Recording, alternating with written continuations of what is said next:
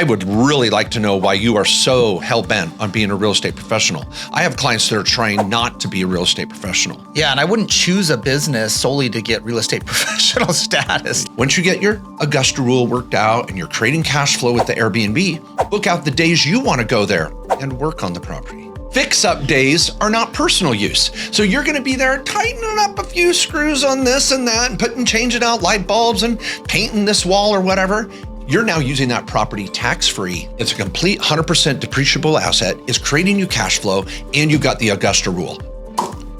You're getting the trifecta there. Welcome, everybody, to another episode of the Main Street Business Podcast, one of our favorite episodes where we get to answer your questions, or at least try to. My name is Mark Kohler, CPA attorney, entrepreneur, real estate investor, and just a prior lemonade stand owner trying to live the dream. Here with Matt Sorensen. Did you have a lemonade stand? I didn't have a lemonade stand, but I had a paper route, lifeguard, busboy. You know, I did it all, guys. I did it all. But I would have went with lifeguard. Okay, that lead with lifeguard. Yeah. Well, no, I mean, that had to be one of the... You know, just think of David Hasselhoff, you know, on the beach in Southern California. That was pretty much me.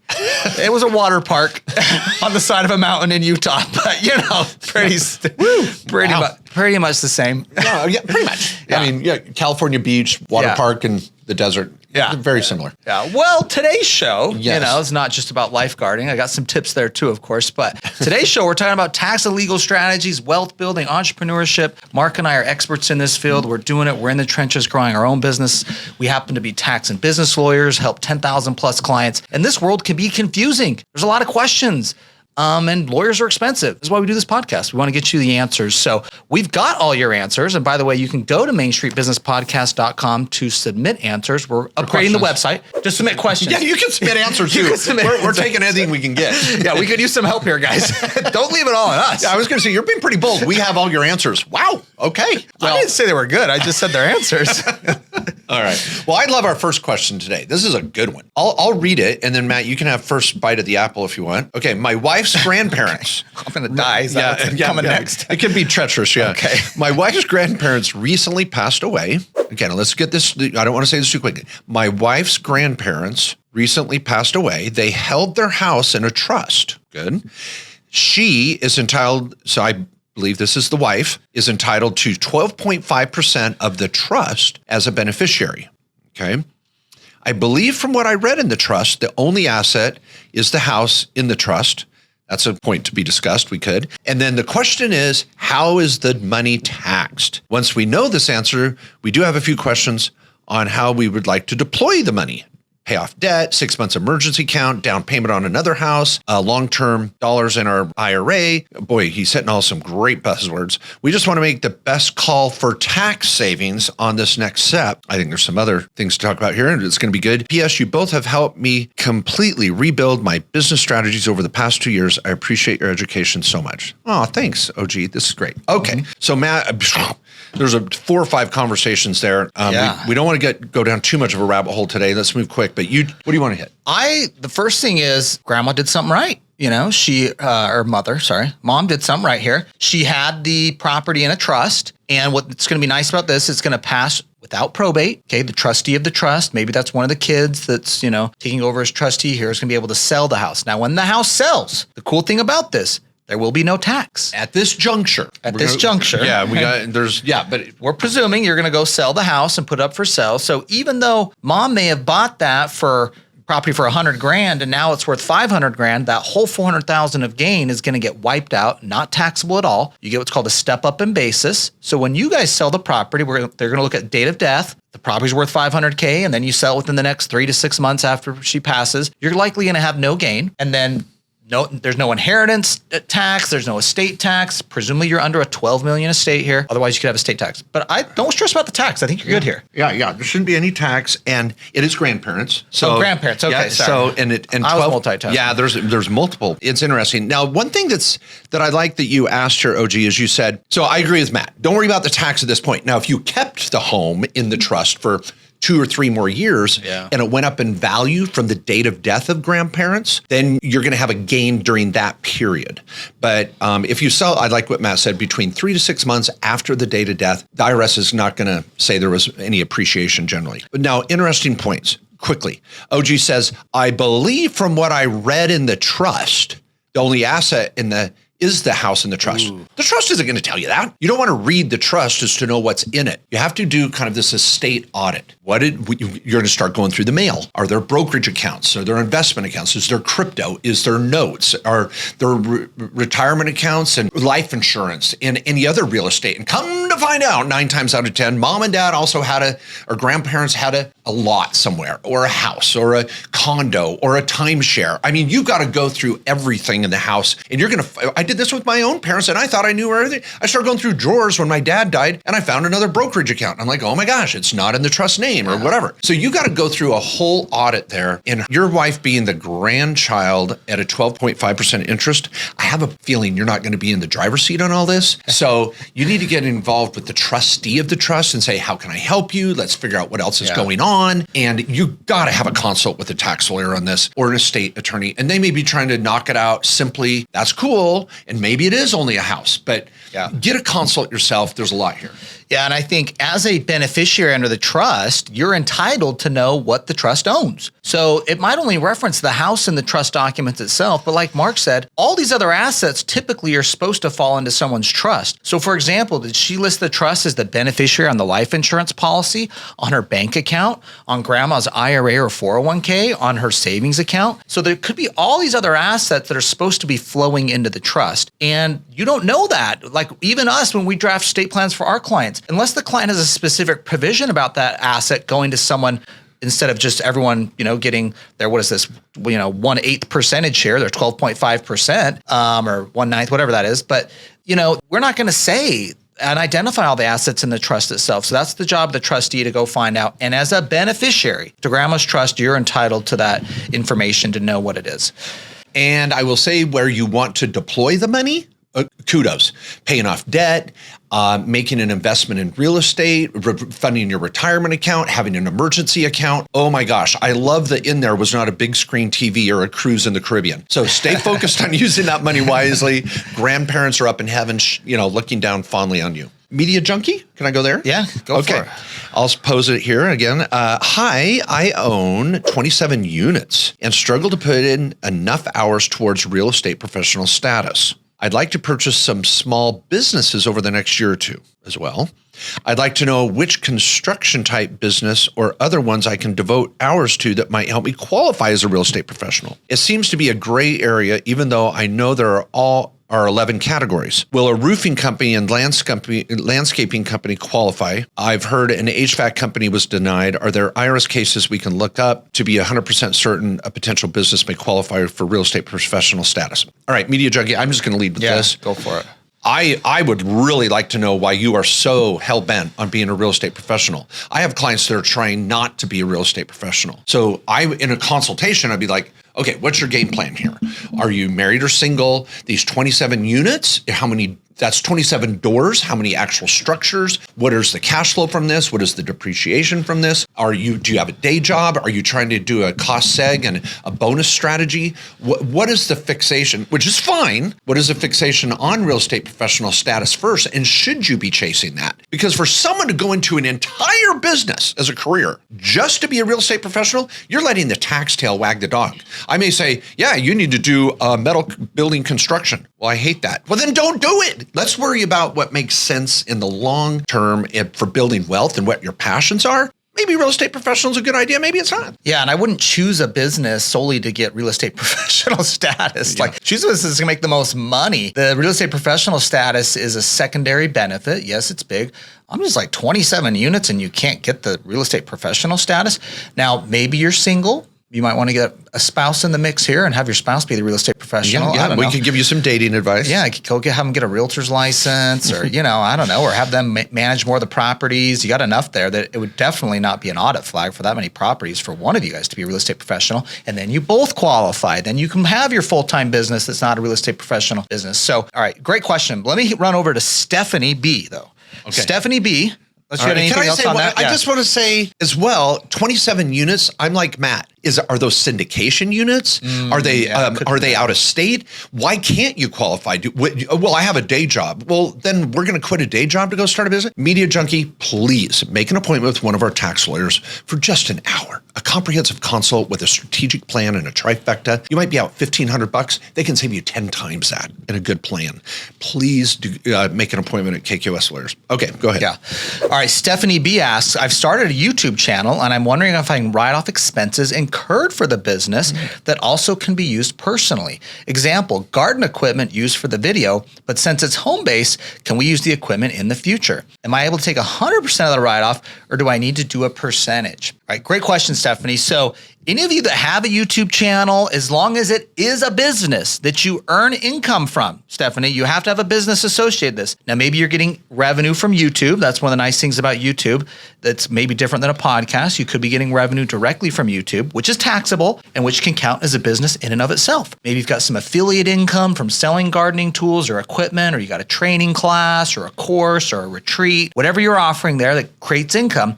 That is a business. I'm just saying you've got to have income here before you can have any expenses that can qualify here. Now, yes, if you have gardening equipment that you're using, you know, you got a little, I don't know, I was going to say a hoe, a rake. What are the gardening tool? A little, some shovels. Yeah, like rototiller. Rototiller. You know, I don't know, a weed spray little thing. Oh, the little sprayer for the, the I weeds. love those. Yes. Yeah. Hedge trimmer. Very handy. Oh, a blower. A blower. This obviously you have not been at Home Depot lately. I'm getting into more landscaping here, not gardening. But yes, I think it's okay to have some reasonable personal use of it. Now, let's get to the real issue if you were under audit here on these items that you're buying was the reason you purchased this for business.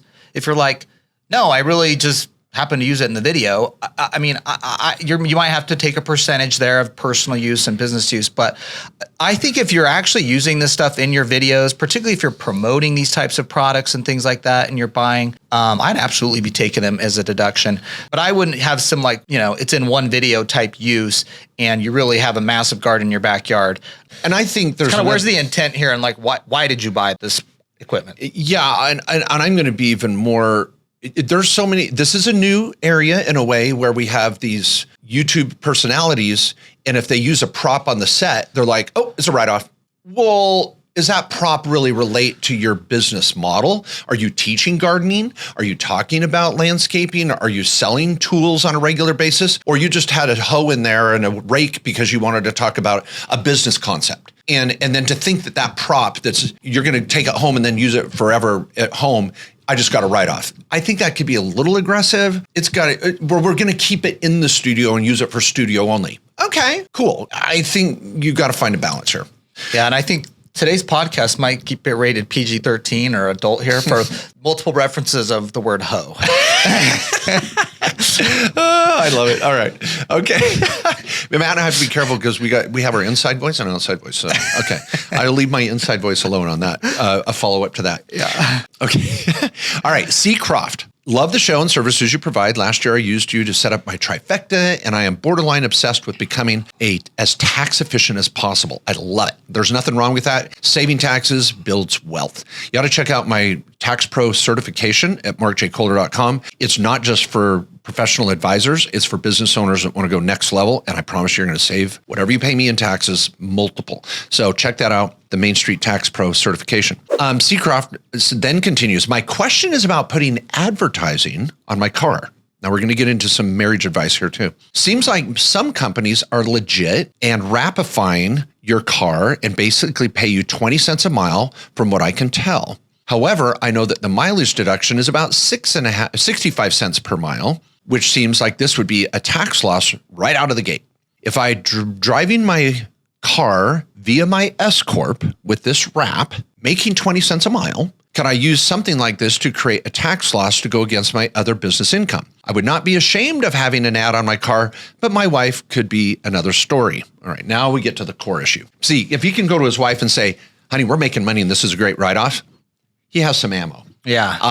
If he can't go to his wife with a good write-off, she's going to go, hell no.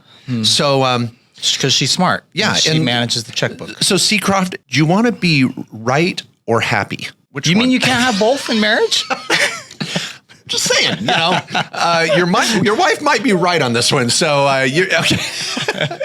I don't know. I would love your thoughts on this. Have you heard of people utilizing the side hustle to basically pay for gas and get a tax loss? Yes, I have heard of people using the wrap advertising fee. but not for a tax loss. Here's the issue, and let's break this down. If someone wants to wrap your car and sell some lotion or potion, and they're going to pay you 20 cents a mile to drive around town with their business name on the side of your car, great. Just because you're driving that car around does not make it a tax write-off for that. That's now and I'll give a caveat, but the IRS says you can write off your vehicle when it's being used for business errand, going out with a customer, a client, an employee, running an errand related to picking up supplies, delivering product. That's when you get to write off your vehicle. Just because it's wrapped with someone paying you is not going to make it a write-off. Be careful whoever is telling you that. Say, thank you. Will you sign my tax return? And if I get audited, will you pay the bill? They're going to run for the hills. So when does it work and what are they twisting? They're twisting the Vegas model. When you're driving down the strip in Vegas and you see a truck go by that has this electronic ad on the side and it's like, la, la, la, la, la, that's the truck's only purpose. So yes, they get to write off the truck or miles. And yes, they're making money off those ad spends from others and they get a write-off. But they're not driving the truck to the grocery store thinking it's a write-off. It's exclusively used as a billboard. Your car is not being exclusively used as a billboard. You're going to go to the lake this weekend. You're going to go to the movies on Friday night. That's not a write-off. So want to make 20 cents a mile? Wrap it with whatever and your wife's good with it? Cool. But don't use the tax write-off as the strategy. I don't see it. I would not be comfortable with it. I want to write off your vehicle related to the operations of your S Corp. Love it. Love it. Nothing more to say, but amen there. All right. Okay, Susan B. Yeah, Susan B. asks, can I categorize 1099 missettlement money that I received as capital gain? Greatly preferred. Or is the money taxed as ordinary income? Here's the situation. Man, I'm impressed you grabbed this one. I steered away from that one. Did you? That's a hard one. I think I got a reasonable answer here. Okay. Because I'm going to go capital gain. Let me just say that. And if anyone at the IRS wants to fight me on this. Okay. I'm excited to hear this. Yeah, because I think it's what it should be. Okay, well, we'll get to this. Right. What it should be and what the IRS does, two different things. Yeah. Keep going. I want to see what you say. Okay, so here's the situation. This is a good one. In 2022, I invested in a currency trading investment opportunity, which turned out to be a scam. Too bad it wasn't Bitcoin in 2012. Ooh. When the company notified us that the investment money was gone and could only be partially returned, we withdrew our funds and showed a short-term capital loss of $30,000 in 2012. To our surprise and delight, in 2023, 11 years later, as the American court system took a decade to get a good answer on this case, we received a lawsuit settlement check for $16,000 and a 1099 misform. Additional tidbits. From 2012 to 2023, we continue to have short-term and long-term capital loss carryforwards, for which we can only claim a $3,000 loss per year. Okay, which I'm assuming you're taking that loss to offset other ordinary income you have, not against other short-term or capital gain losses, or gains, I should say. I'm hoping the $16,000 settlement money can be shown as a long-term capital gain. Here's the thing. What is the true nature of that money? I think if you got a 1099 miss, which a lot of people are going to think that's ordinary income, right? But why did you get that settlement? That's returning what money you lost, your basis in an investment. That wasn't compensation for doing anything. That wasn't pain and suffering. So one of the things when you get a settlement, if you, let's say you were in a car accident and you get a settlement for $100,000 and it's like, it's for pain and suffering. Well, guess what, guys? That can be taxable. Okay. But if it's for a settlement for a loss of investment dollars, we got to go back to that was returning your basis, or now we're looking here of, well, you did actually take a loss on your tax return. So now I would think you would pick it back up as a gain because you already claimed that loss. So I don't know. That's, I think, the approach I would take on this. Be careful about settlements. Let's say you have a settlement for wages, an employment case. That's going to be taxable, obviously, because that's lost income or wages. In fact, let me say this, actually, pain and suffering is not taxable. Let me say that. Yeah, pain and suffering is not taxable. Lost wages is, and you have to get into an analysis. If I got that $100,000 settlement from a car accident, how much was attributable to me losing work? How much was attributable to my pain and suffering?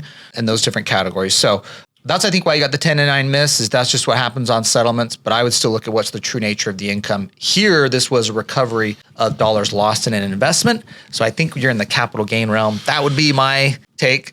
Yeah, this is tricky. You open, yeah. And by the way, I love you. I'm going to try to, let me reframe this conversation, because some of you that are listening that might be tax advisors could be going, whoa, because this is complicated. First thing is, we've got two issues going on. One is a settlement from a lawsuit, which is a big conversation. Then we have a settlement from an investment gone bad, and that's a different conversation. So let's just say judgments in general, and I was just quickly looking at the IRS website on this, like compensation from compensatory damages, including lost wages received from physical injury and that are excludable from gross income, with the exception of punitive damages. Punitive can be taxable. And then you've got emotional distress versus physical harm. So it can be very complicated on the three categories of actual damages, emotional distress, and punitive. So if you're getting a settlement, you really need to consult with a tax advisor that understands this settlement aspect of injury. And the IRS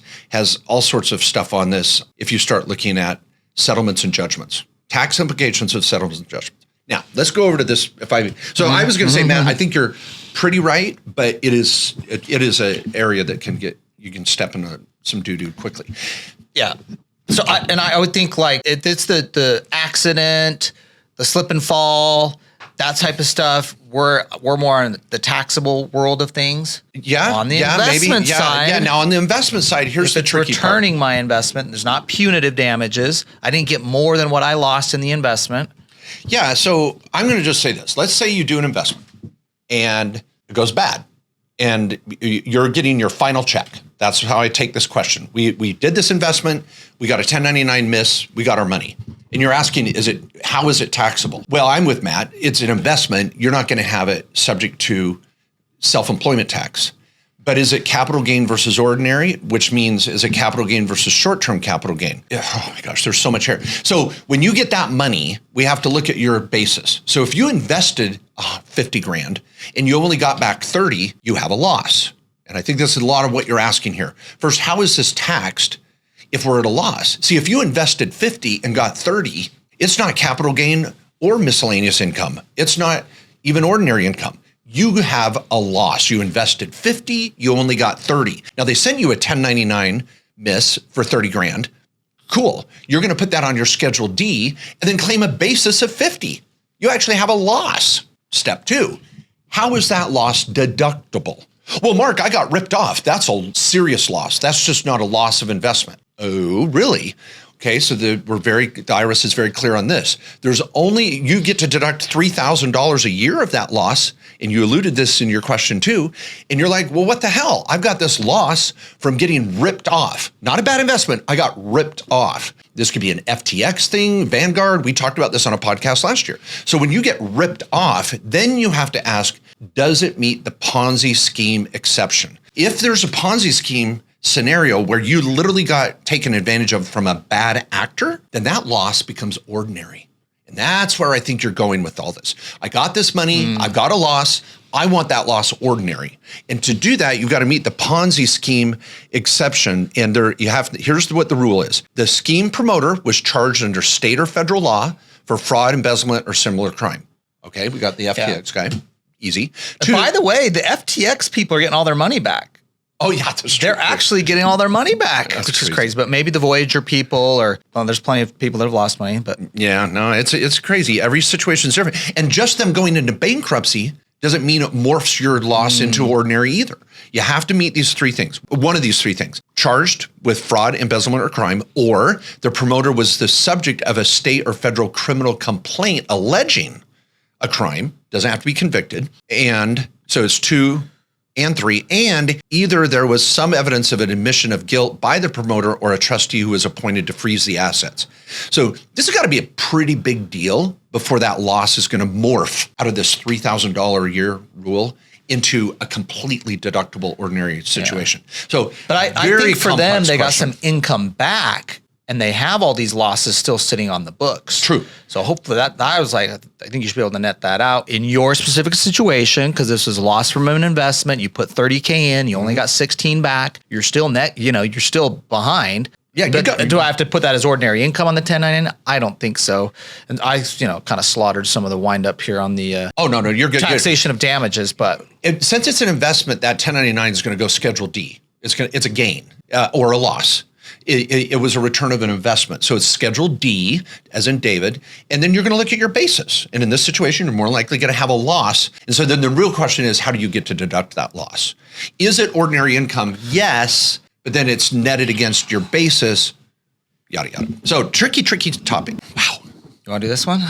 I like this one, actually. You do? Yeah. Okay, I've been talking. You pose it. All right. Okay. This was, can an S corporation purchase a residential property for personal employee use? Body Shop Diva asks, I want to have a home away from home for myself and my employees.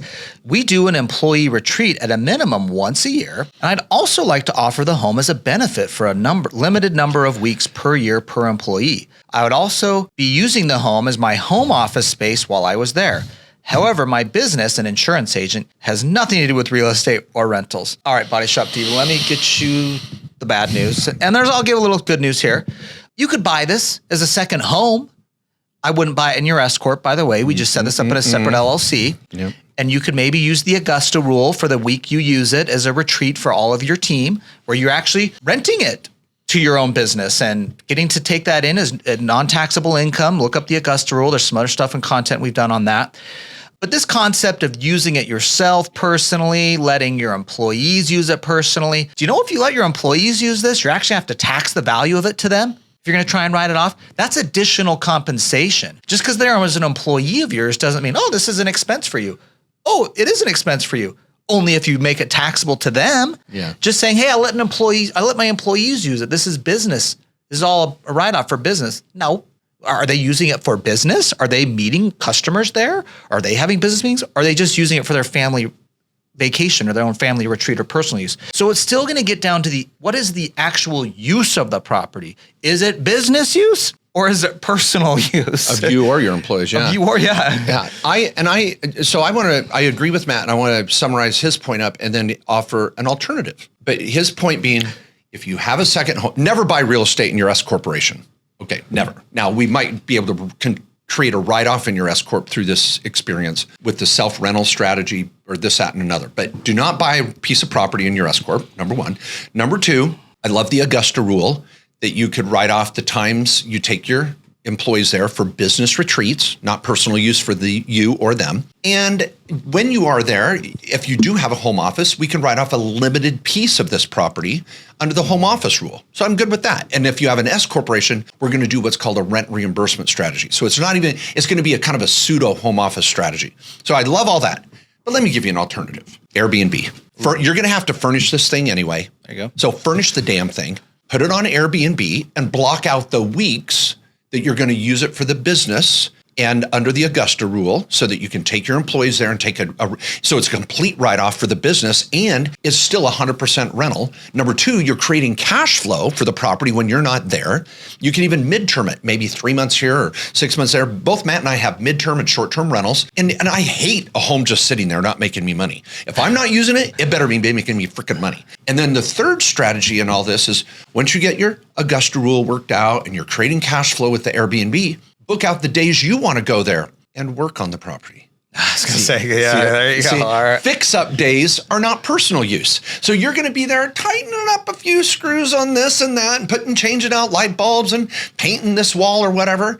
The home office becomes, who cares about that? You're now using that property tax-free. It's a complete 100% depreciable asset. It's creating you cash flow, and you've got the Augusta rule.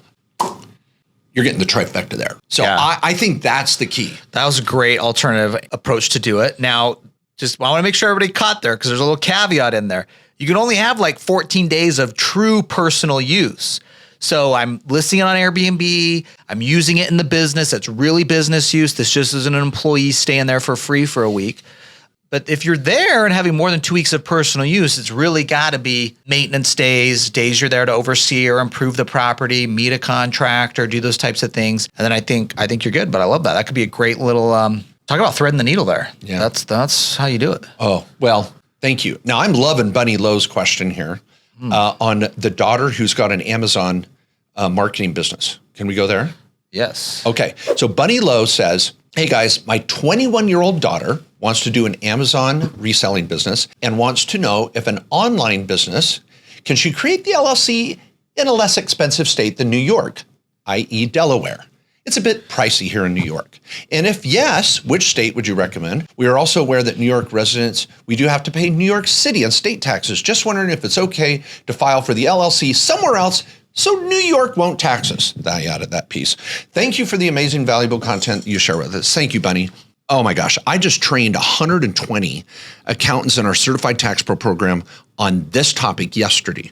And this is a wonderful topic. I'm just going to hit a couple highlights, and Matt, you can fill in the blanks please. here. There's a lot here. Number one, if you're a New York resident, you're going to be paying New York tax no matter where you set up the freaking LLC. So that's point number one. Your daughter's going to run this business from a basement, but you're like, it's in the web, it's in the metaverse. We're not really in New York running this business. Yes, you are. You're sitting on a chair in New York running this business. An LLC in any other state is not going to help with taxes. By the way, I feel your pain. Being in one of the 5 boroughs, you've got the city tax, you've got the state tax, and then you got the Fed. Oh my gosh. And I love the 5 boroughs, but you know what I'm talking about. So number 3, is an LLC even going to save you tax? With an online business, an LLC is not necessary unless you're going to convert to an S Corp. So we need to find out how much rev do you plan on making in this? How's she doing? And by the way, there's an S Corp tax in a sense because they don't. The 5 boroughs, they do not recognize the S corporation. They're going to tax it like a C corp. Ugh. So you actually doing an LLC and then converting to an S corp could hurt you as well. Here's my take. Get your daughter started. Have her set up maybe a DBA with an EIN, maybe an LLC. I don't think it's necessary at this juncture. Let's prove the product. Let's get her out there making some money with this idea and strategy. Setting up an LLC would be secondary to helping her with her business plan or business model. I don't see you saving tax anywhere, in particular with this strategy. You might want to look at moving. Yes. Yeah. Across the border. Yeah. Move to Orange County, California, where the tax rate's 13.3%. There's another good idea. Yeah. There's some options. You got some options.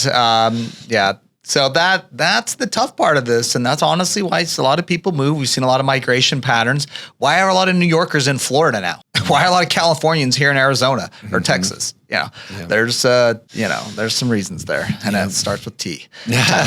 Okay. I love this question, dude. You got to check this question out. Okay. All right. Where's that? This is an asset protection category. Trying to lose the farm due to a bad egg. This is Army EOD.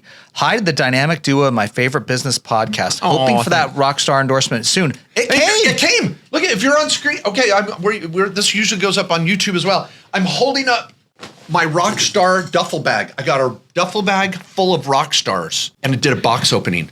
I'm a partner with Rockstar now. I want to say sponsored, but that's a very. They gave you some free drinks. They gave me some free drinks. They comment on all my Rockstar videos. So I think we're pretty endorsement. I think that could qualify as endorsement. You guys are dating right now. We're dating. You guys are dating. Yeah, it's good. we're It's the courting. start of a new relationship. Loving Rockstar. Okay, Right. so it says, I'm really struggling to figure out what to do to protect my farm. I have 29 acres in Oregon and my house is on the property. The long-term plan is to continue growing our nut and fruit orchard for an eventual you-pick operation. Ooh, love it. I've been there, done that. I love that in Oregon. Okay. It's fun. But it'll take another 5 to 7 years for my trees to produce. In the meantime, I'm throwing all kinds of spaghetti against the wall to generate cash flow. I have a number of trees in a nursery. Christmas trees in the ground for harvest in 5 to 7 years. By the way, I worked in a tree. I sold Christmas trees, one of my favorite jobs ever. Oh. Selling chicken eggs. And I've harvested chicken eggs in a chicken farm in Utah multiple times. Love this. Okay, says eggs laying chicken, raise the chicks, sell them once they start laying. Meat chickens, raised to produce and sell on the farm. And I sell a variety of vegetables on the farm. Paste, tomatoes, garlic, blackberries. Love it. Other than that, I have no idea what I'm doing. It's going well. I'm pretty much the Oregon version of the Dutton Ranch, but with chickens. Eat your heart out. I love you, Army EOD. This is good.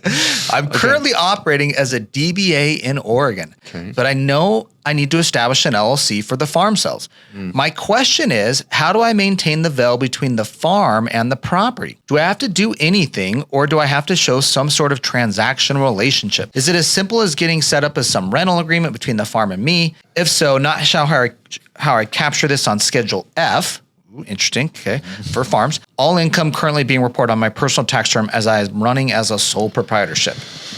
Do I get first stab? Yeah, whatever. Okay, You like. all right. This is a perfect example of the trifecta, and I wish we could go to whiteboard, but let me just visually do my best to create Army a visual. EOD knows the trifecta. Yeah, that's right. Army knows the trifecta. So let me kind of create an image here with my words. On the left side of your trifecta is your operations as a farm. That's going to be on a Schedule F. Love it. On the right side is where we want to try to protect the land. And so if you're going to set up an LLC at all, the first LLC I would set up is to hold the land. Now you're saying, well, my house is on there too. All right, now we've muddied the waters there. Are you going to do a lot split? Can you peel off the land to a separate title, put that in an LLC? It is 29 acres. You might be able to piece that off, which I would love to be able to do, get a parcel split. And it's going to create more value for the property, because if you can split off 1 acre for the home and go to the county commissioner or the city, wherever you're at located, and it could take you a couple years to get that through. I talk to an engineer, go through the zoning and planning, and try to get your house split off from the land, which is huge. I'm doing this right now, actually, on one of my properties, doing a lot split, and there's different rules on this. Now, you're out in an agricultural area, so it might be better. And let me just say, Army EOD, you know who would do that? John Dutton would do that. Oh, yeah. Yeah. No, Beth would. Beth would take care of it. I don't know. But he would make sure it got done. Yeah, that's what I'm saying. He'd get her done. So he knows the governor. He's got some strings to pull. Yeah, and let's get clear here. If you're trying to protect the farm from the operations, we do that all the time. We set up an entity for the potato operations, and then we set up an entity to hold the farm that has where you plant everything. That's normal. But the problem is you've got your home in the middle of all this. So we got to deal with that issue. Can we split off the home from the land, put the land in an LLC? Now the operations. I'd keep them on a Schedule F as a sole prop. Once you start having patrons come onto your property, that's when you have there's nothing to do for tax planning here. An LLC is not going to save you taxes.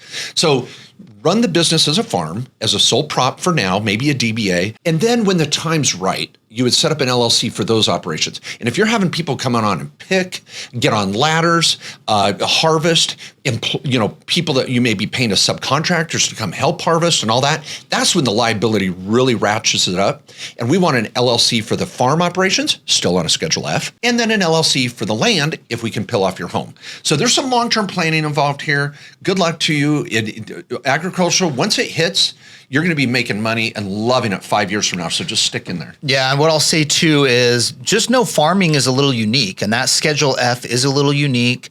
Some people might be thinking, should I use an S Corp or not? Well, that's anybody in the agricultural space or a farm, it depends. That's where you do need to get the tax console, and why Mark's just saying, let's go with the LLCs. And I like that for the property, because I think that's where Army EOD was coming from as an asset protection point at the beginning of the question. And I like that approach too. And I think for planning of sale of this as a business, let's separate the home from the actual property where there's income being produced. It's going to be simpler from a tax standpoint, and also from a later standpoint when you want to sell this operation. But I'd also just recommend getting a consult with one of the tax lawyers.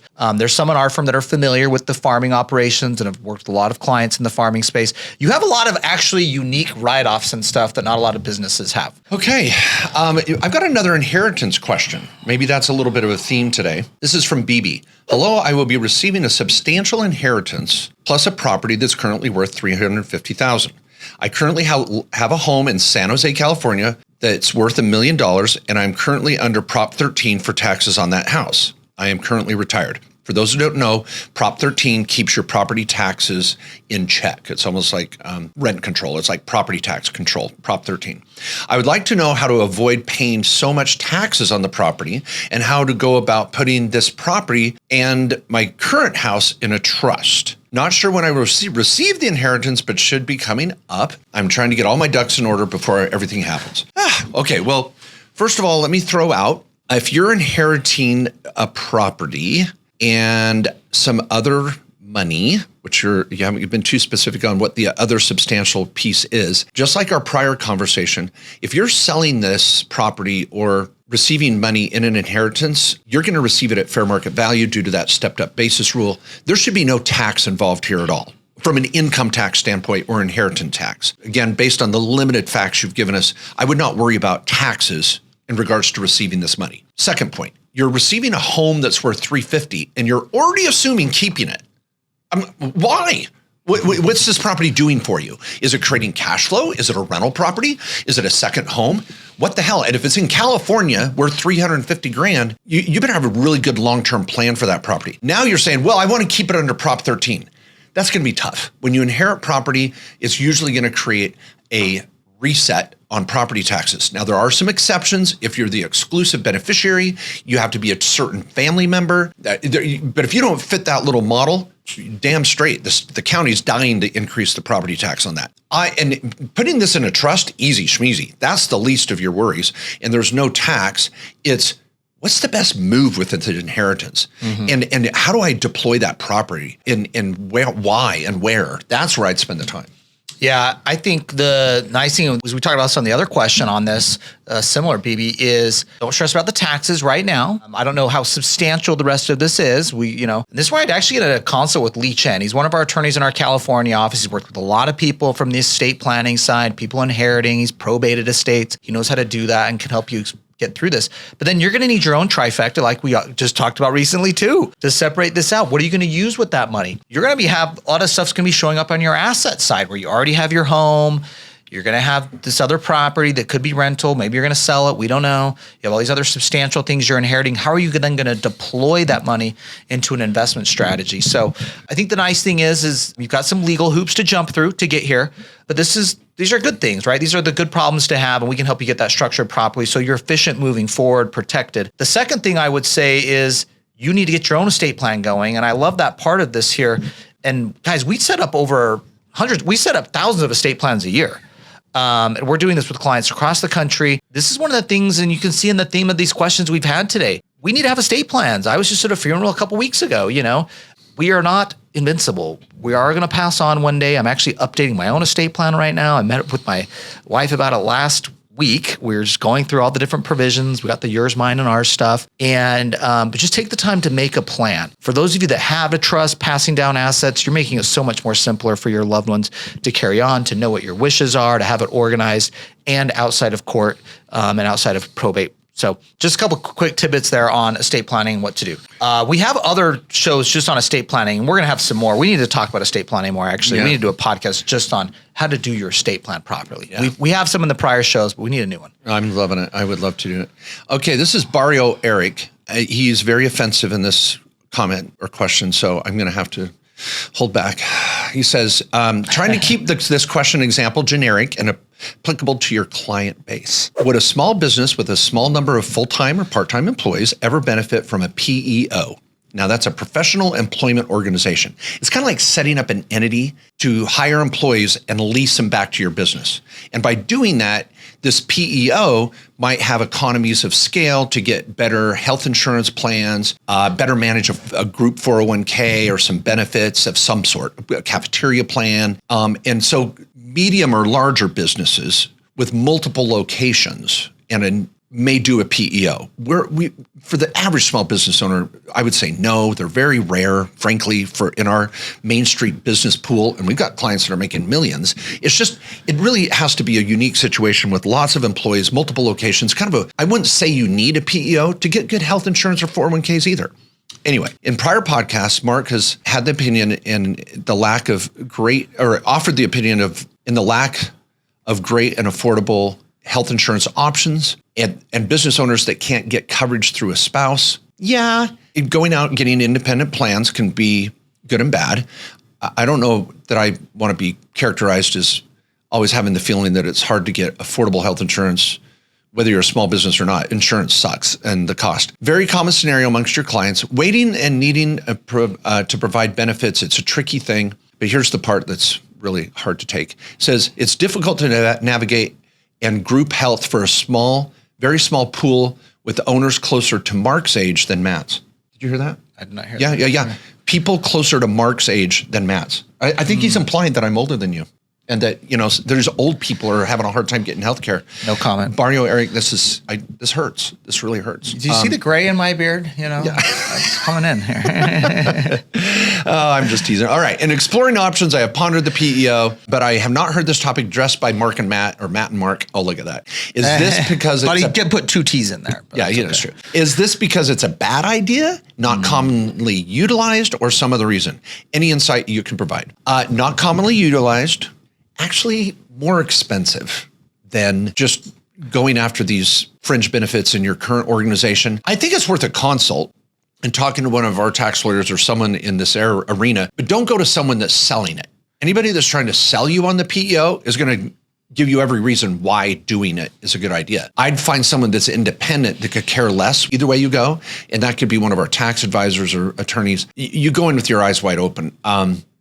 So I see your struggle trying to get good fringe benefits for your employees. But if you don't have a lot of employees in multiple locations, that you're already working upstream to do a PEO. Yeah, I think some of the clients that I've seen do it are, I would just say do this for business reasons more than I would say do it for tax or benefit reasons. I think the clients I've seen use it over the years are kind of like these smaller businesses. You have more than 10 employees, but you're not like at 100.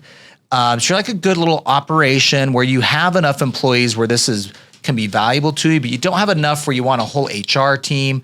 But also I see it more with businesses that have more turnover, more manufacturing or restaurants or things like that, where it could be higher turnover and you just don't want to have to deal with all the hiring and firing and onboarding and all that. But the bottom line is you still have the obligation to train. These are still your employees. You have the obligations to offer good benefits to them. And that business, that PEO is trying to make money too. So there's a cost to that you're going to pay, plus the wages you're going to have to pay the employee. So I don't know. I don't think that I just myself, as I looked at this, a long time ago, it was like, it just didn't make sense because there's more cost to it. And yes, they have benefits lined up? They've got it figured out. Yes. Is it more work on your end to do it? Yeah, but I don't know. It's a service basically. I don't see a tax strategy in it necessarily. Oh, for sure. So I don't know. There's pros and cons. Is what I'm saying. It's not a strategy we typically recommend clients use. Let me just say that out of the box. For sure. And the people that are usually coming to us with this idea have been pitched the idea with someone selling something. Be extra cautious and get a third opinion if needed. We might be too jaded. Okay, last question, Matt. What do you got? Oh, I didn't. Okay, I had an IRA question. Which, by the way, all these IRA and 401k questions, guys, we love. We're going to hit a lot of these over on the Directed IRA podcast. Let's go over to directedira.com/podcast to ask all your self-directed IRA retirement account questions. But I'm going to answer at least one here. Okay, I want to hit one. This is from Star Firm. It says, love the show and all the fantastic information you deliver. Thank you. I'm considering a new venture and a specific question has come up. Can an S Corp with no employees that has a solo 401k own another percentage of an S Corp that has full-time employees or employees without putting its solo case status in jeopardy? Christopher, tough question here. So solo 401ks are awesome 401k plans for anyone who's self-employed with no employees. Now, if you have that business that is a legitimate S corporation and you have no employees, great, go do a solo 401k. But if you have employees and other companies that you also own, this is where it starts getting tricky. And even amongst our lawyers, we all debate this and go through scenarios because it's super complicated. I'll give you the general rule of thumb, but I just want to say there's exceptions to this. If you really want to execute this and pull it off, I would get a consult with one of our lawyers, Kevin, Darren. There's a number of them that have gone down the rabbit hole on this.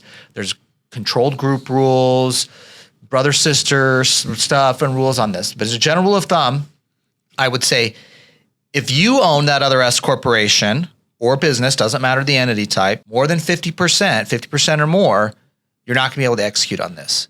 Now, there might be an exception to that if this is a very large business, but as a rule of thumb, if you have another business with other employees that you own 50% or more of, you're not going to be able to do a solo K in a company where you have no employees. And when you're married, you might be able to involve your spouse in the other S corp. And there can be some kind of backdoor strategies with that. I won't repeat that again on the show, but we will just leave it at there. And thank you for listening today. So, no, I think when you do your consultation and an attorney sees the big picture of your family and what you're trying to accomplish, your ownership in these other entities, there might be some workarounds. Yeah, it's got to be. Yeah, that's a better way to say it. It'd be dicey because this really does need to be like penciled out. We need some ownership percentages, and we also need to know: are these businesses separate? Do these businesses relate to each other? Are they have similar customers? Are these companies transacting between each other? Do they share employees, or is this really like you've got the dentist over here with their practice, and you got the spouse who has a real estate brokerage entity, or there's a real estate professional or something like that. Okay, those are separate, and I'm okay with the solo K there. So, but Christopher, I look to getting a consult on this. Sometimes I have to say, guys, as our show has developed, we get more and more difficult questions than we used to. Yeah. And I hate to say it, but sometimes it's just, this might take an hour to go through. And so I'd love to answer it quickly on a podcast, but hopefully it gets you to where you need to go to get started, or at least to get the answer. Yeah. Well, thank you again for being a part of an open forum here at the Main Street Business Podcast. And it's a lot of times so interesting for our listeners to say, I never even thought of that question. And the more I know, the more I realize I don't know. And it's so wonderful to be here with my incredible co-host, Matt Sorensen. I learned so much from him. I want to thank everybody that helps produce the podcast in the studio and behind the scenes. You guys do a great job. And thank you most of all to you, the listener. If you're enjoying this, please give it a 5-star, share it with someone, and let's all work together on building our American dream. And it starts with good structure, foundational business principles, tax savings, because it's not worth it if you're going to lose it to taxes or a lawsuit. Let's get organized. Thanks, everybody. Thanks, guys.